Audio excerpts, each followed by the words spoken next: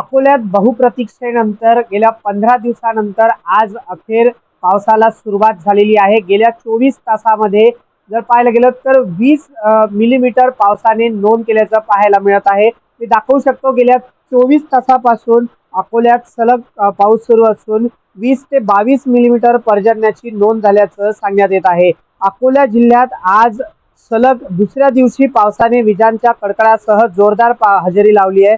काल सायंकाळपासून सुरू झालेल्या पावसाने मध्यरात्री काही काळ विश्रांती घेतली होती, मात्र आज सकाळपासून जिल्ह्यात ढगाळ वातावरण कायम होते।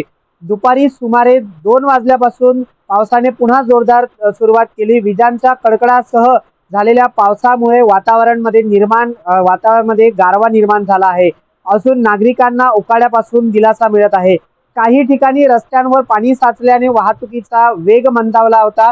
दरम्यान कृषी क्षेत्राचा हा पाऊस लाभदायक ठरत असल्याचं बोलल्या जात आहे। पेरणीच्या कामांना गती मिळाल्याची अपेक्षा व्यक्त केली जात आहे। हवामान विभागाच्या माहितीनुसार मागील 24 तासात अकोला जिल्ह्यात सरासरी जर पाहायला गेलं तर 22 मिलीमीटर पावसाची नोंद करण्यात आली आहे। पुढील काही दिवस जिल्ह्यात पावसाची शक्यता कायम असल्याचा अंदाजही हवामान खात्याने वर्तवला गेलेला आहे। मात्र या हवामान खात्याच्या अंदाजामुळे काय होईना अथवा जे 24 तासापासून ज्या पावसाने हजेरी लावलेली आहे, या पावसाच्या हजेरीमुळे जे नागरिक उन्हाळ्यापासून त्रस्त झाले होते, उकाड्यापासून त्रस्त झाले होते किंवा बळीराजा असेल, हा बळीराजा सुद्धा सुखावल्याचं चित्र निर्माण झालेलं आहे। प्रतीक कुरेकर, LS मराठी, अकोला।